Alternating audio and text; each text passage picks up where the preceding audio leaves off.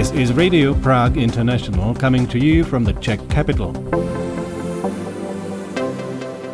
Hello and welcome to our half-hour program. As some of you may know, Radio Prague International is celebrating its 90th birthday on August 31st. In the run-up to the anniversary, we look back at the history of Czech Radio's international service and the events that shaped the station over the years. In the fifth part of our series, we focus on how Radio Prague connected with its listeners the world over.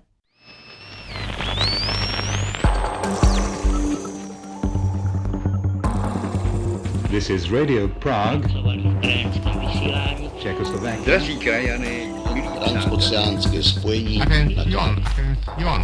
Radio Prague International, 90 years on the air.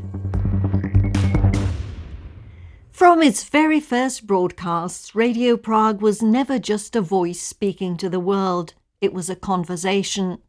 Letters poured in from every continent.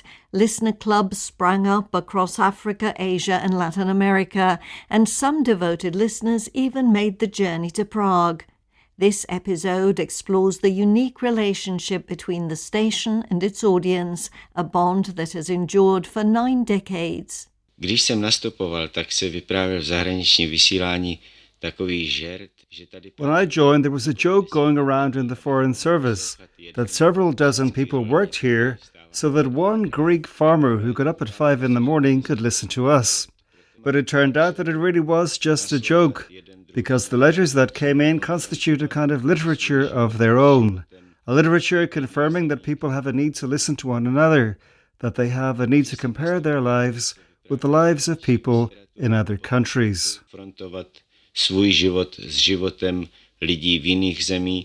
This is how Arnošt Lustig reflected on his work in the Foreign Service of Czechoslovak Radio.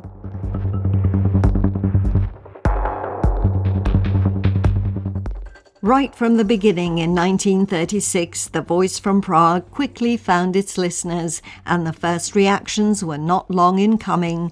They arrived from China, Africa and Australia, recalled former radio employee Karel Koníček. Již po prvém měsíci pokusného vysílání obdržel náš rozhlas stovky dopisů ze všech světadílů.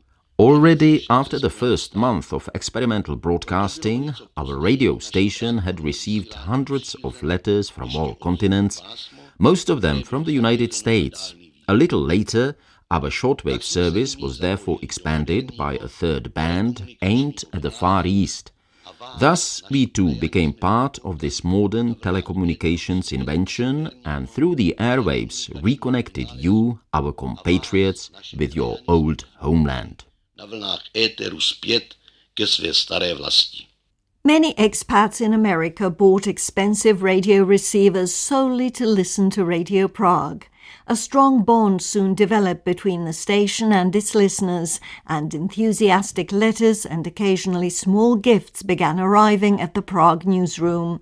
Former announcer Juro Horvat, who joined the shortwave service in April of 1937, shared this memory. Vybavoval som tiež korešpondenciu pre krajinov Slovákov a písaval im I also handled correspondence for Slovak expatriates, and they used to write unconventional, friendly letters, to which we often replied personally.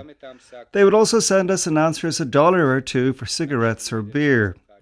I remember as if it were today that during the Sokol rally, one of our Slovak listeners from Cuba came to visit us.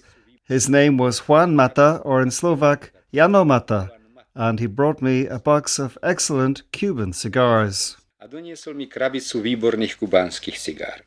An especially unusual gift arrived for the then popular announcer Olga Valo, recalls former editor František Kamil Zeman. Jednou přišla na její adresu do Československého rozhlasu veliká bedna. One day, a large crate arrived at her address at Czechoslovak Radio. It was like a safe, lined with sheet metal inside, and it was a beautiful tanned, soft and wonderfully colored tiger skin. A real tiger, along with a letter from a compatriot listener, perhaps from Bengal or Australia. I no longer remember. He wrote warmly and thanked Mrs. Valo for the joy her announcements from the old homeland brought him. Přináší její hlášení ze starého domova.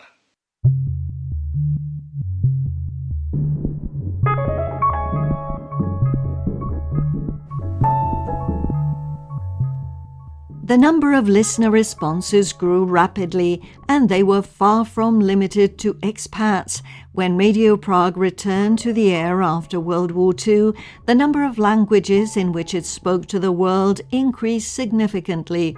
Listeners could hear broadcasts not only in English, German and French, but also in Swedish and Sorbian, as Radio Prague increasingly turned towards audiences in developing countries. Arabic and Swahili were added. For a time, it even broadcast in the South American indigenous language Guarani. Vladimir Vipler, then director of foreign broadcasting, made the following prediction back in 1975. Máme posluchače na všech kontinentech světa. We have listeners on every continent. Their numbers run into the millions. Research conducted so far has shown that most of them are people roughly under 30 years of age. These are people whose generation within the next 10 years will already be exerting a significant influence on the course of human history. Už výrazně zasahovat do dějin lidstva. Here is an excerpt from a radio broadcast of the time. Vážení přátelé, dovolte mi, abych vás uvítal v našem rozhlasovém studiu k slavnosti. Dear friends, allow me to welcome you to our radio studio for the ceremonial drawing of the grand competition organized by the Foreign Broadcasts of Czechoslovak Radio on the occasion of the 15th anniversary of the liberation of our republic. And let me also extend my warmest greetings to our listeners. S nimiž zahraniční vysílání spolupracovalo při organizaci soutěže. There were indeed many listeners, and Radio Prague devoted considerable attention to them. Their letters were featured on the air, and from time to time, usually on significant anniversaries, the station organized radio competitions for them. The prizes were more than attractive. A nyní dovolte, abychom provedli to, na co jistě všichni netrpělivě čekáte. Slosování soutěže zahraničního vysílání. And now, let us proceed to what you have all been eagerly awaiting. The drawing of the competition organized by the Foreign Broadcasts of Czechoslovak Radio on the occasion of the 15th anniversary of the liberation of Czechoslovakia. We ask Silva Daníčková to spin the drum. She has already done so and drawn the first number. Allow me to announce the first winner. The first prize goes to Karl Steiger, Sankt Georgen, Black Forest, Federal Republic of Germany. A trip to Czechoslovakia. Schwarzwald, Německá spolková republika, cesta do Československa. Mufid Jazairi, who worked for 20 years in the Arabic service, recalled. Jednou přijel k nám jeden Egyptian, starší Egyptian. Once an older Egyptian man came to visit us. He was interested in politics and developments in Czechoslovakia. He had won first prize in the competition. He asked the best questions and had the greatest knowledge and information about Czechoslovakia, so he was invited to Czechoslovakia. He stayed here for about a week or 10 days. Mufid's then wife, Pavla Jazairiova, even accompanied one competition winner around Prague for several days.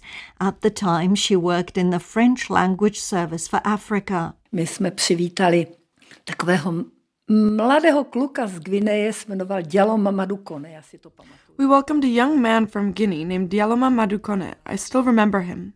We went to meet him at the airport and he explained what he was wearing. You know those long shirts they have in West Africa? He called them Sasilububuko and Sasilububupti, meaning this is the big bubu and this is the small bubu. We brought him up to Heracene and he simply couldn't understand it. Looking out over Prague, he said, "So many old buildings. Why don't you tear them down?" He was a teacher. Proč je nezboříte tenkrát? Byl to učitel.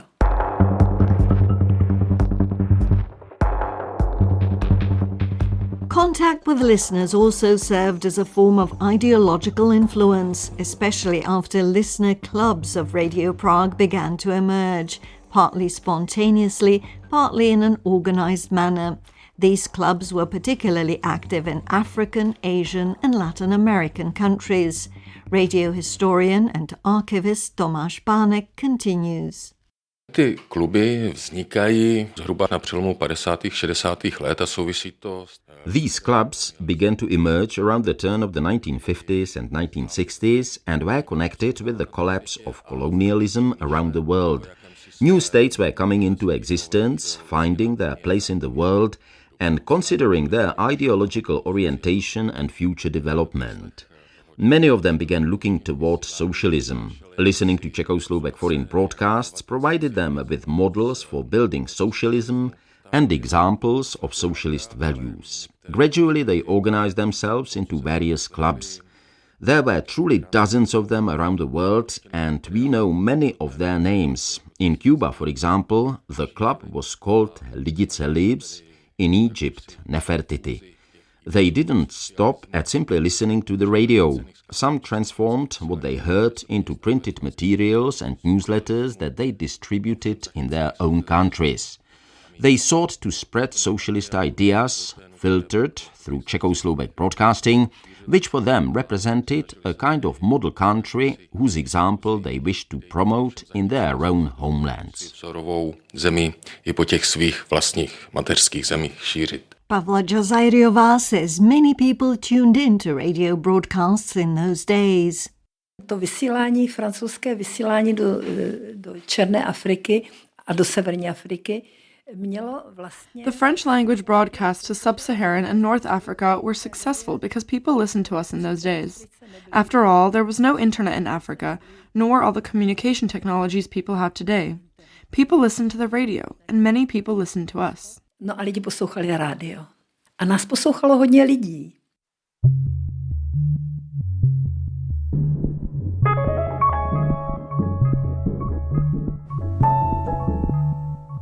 In the 1960s and 1970s, there were around 600 Radio Prague listener clubs around the world. Every year, the station sent them 200,000 packages of promotional materials.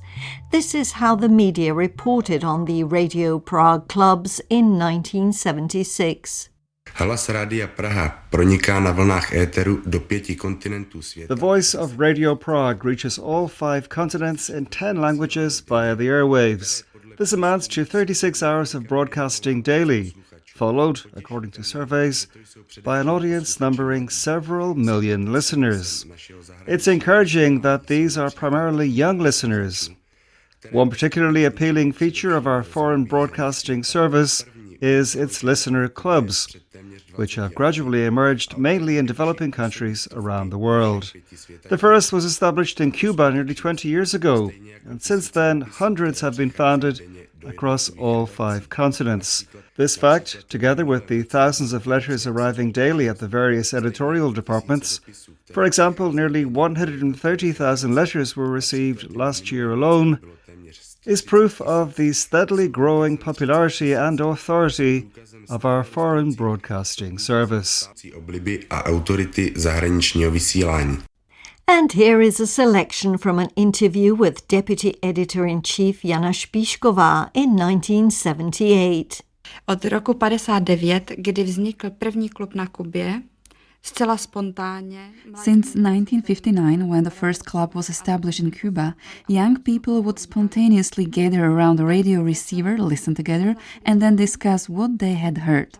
Based on this, numerous clubs began to emerge in African countries, Latin America, the Arab world, and Asia. The largest number are in Africa, in Zaire, Algeria, Tunisia, and Ghana. Then there is India, of course, Cuba, where the clubs are very active, and some in Latin America. What kind of contact do you have with these clubs? Dopisujeme si, kluby nám píší velice aktivně o své činnosti, o svých názorech. We correspond with them. The clubs write to us very actively about their activities and their opinions of our programs, which they listen to and then discuss. They ask questions, request materials on various topics, and organize exhibitions.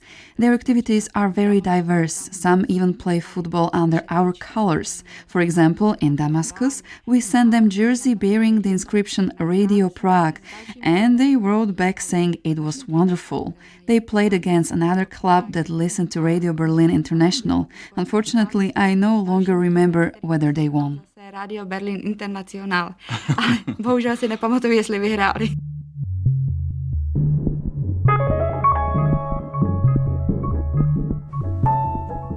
At that time, the Foreign Service received as many as 150,000 letters annually arriving from all over the world, recalls former Arabic service editor Mufid Jazairi.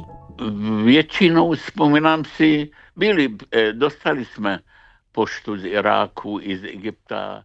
As I recall, we received mail from Iraq and Egypt, but not as much. Most of it came from North Africa, from Algeria, Morocco and Tunisia.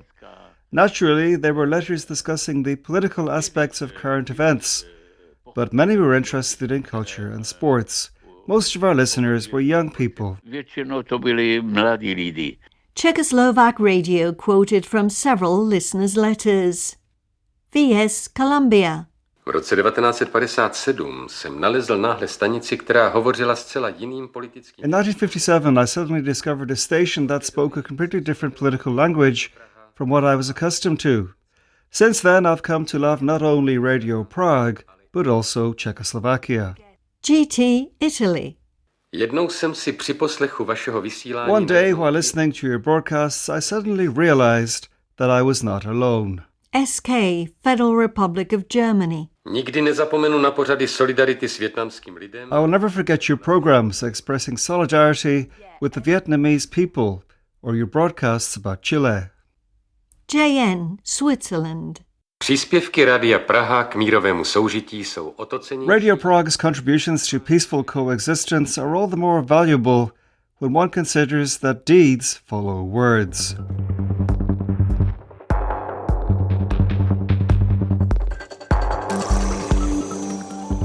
Radio Prague clubs were often highly active. They published newsletters, organised events, held debates and discussions, and regularly informed the Prague editorial office about their activities. Then Deputy Editor-in-Chief Jana Špíšková says interaction was important. Ten ohlas je skutečně velký. Jsou to 10 000 dopisů, které přicházejí k nám. Recently, for example, we received a report from India informing us that during the month of February, their club focused on human rights. Most of the members took part in a discussion on the topic and expressed their views on the situation in African countries as well as in Chile. Only socialism can show the way to guaranteeing human rights. That is one small excerpt from a listener's report. Se chtějí dozvědět, jak to u nás opravdu vypadá.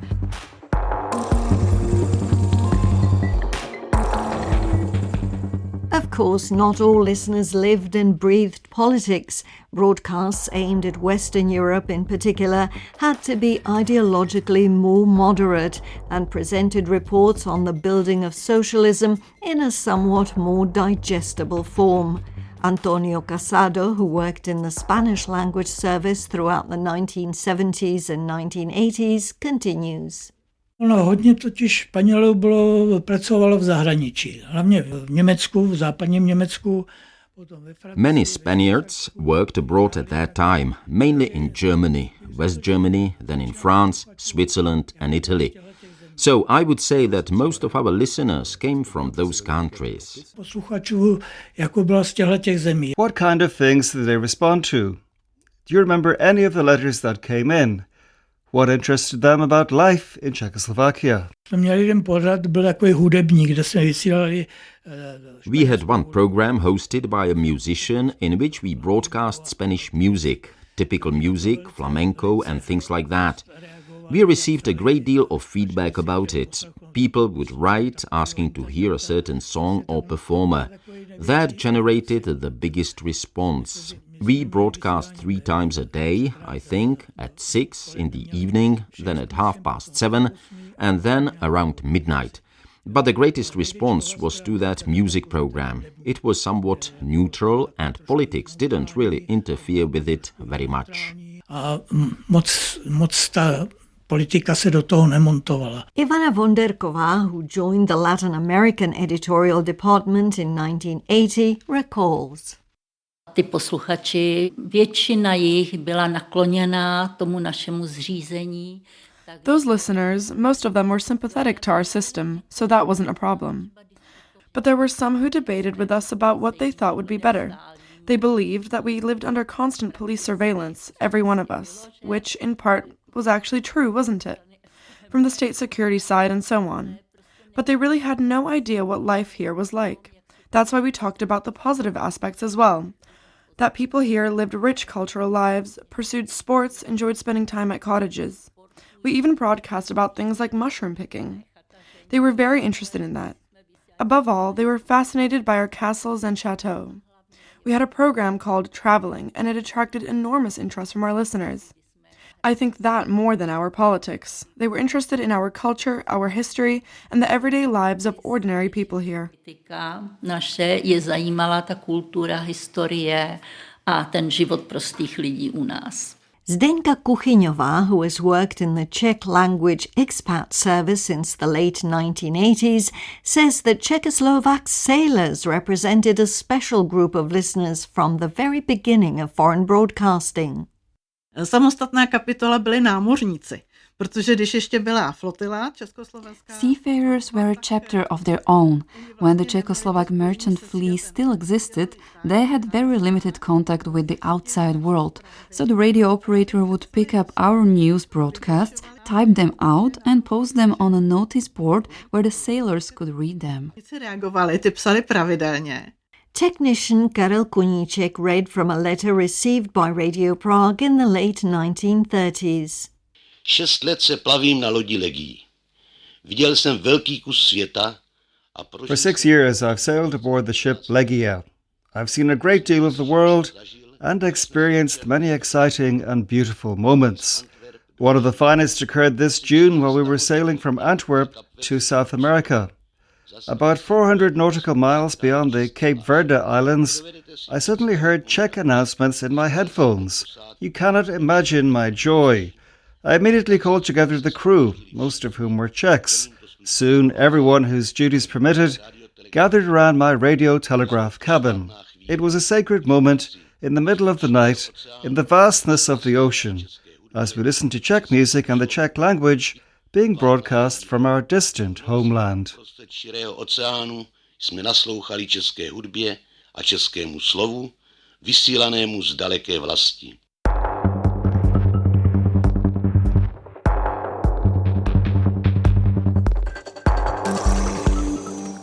After 1989, the listener clubs disappeared, and during the 1990s, the Czechoslovak merchant sailors also vanished.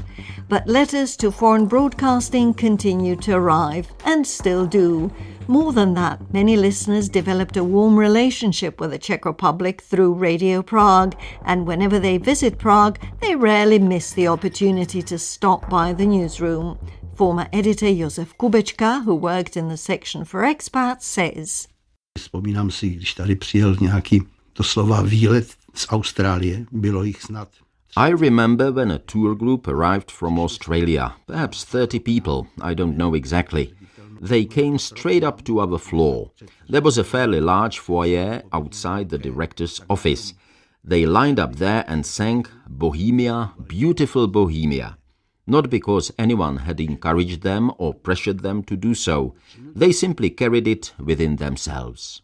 Nějak chtěl k tomu přinutit nebo něco, ne? Prostě to měli v sobě.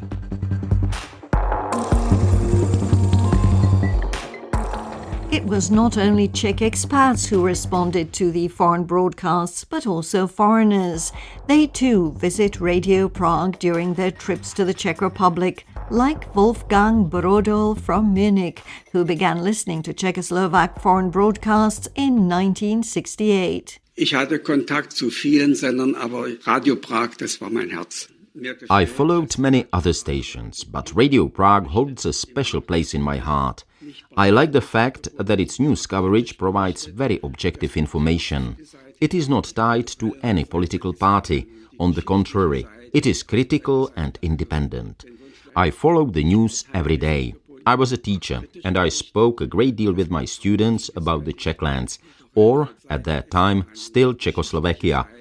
One afternoon, for example, we devoted entirely to Lidice because I considered it immensely important. Über Lidice, weil ich das ungeheuer wichtig fand. Listeners do not forget Radio Prague even after many years. Daniel Ordóñez, head of the Spanish editorial department, describes a message that arrived in the newsroom inbox from Spain in 1925. Dostali jsme z Katalánska z Barcelony v loni velmi milý dopis. We received a very kind email from Catalonia, from Barcelona. It was from the daughter of a gentleman who's now over 90 years old and still remembers how he won a sewing machine from us, from Radio Prague. There was some competition. He prepared for it for a long time and actually won the sewing machine. They even sent us photographs of the machine last year. It was very touching.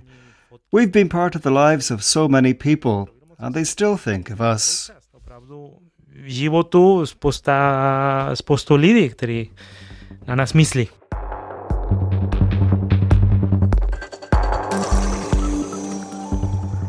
Letters, or rather emails these days, continue to arrive at Radio Prague from listeners around the world. In January of 2026, for example, an email came from Egypt in which Mr. Mohammed Abdel Rahim congratulated Radio Prague International on its 90th anniversary and wished the station many more successful years to come. That was the fifth part of our anniversary series on the history of Radio Prague International. Next week, we'll focus on the technical side of our work, from shortwave broadcasting to the internet era. This is Daniela Lazarová saying thanks for joining us and take care.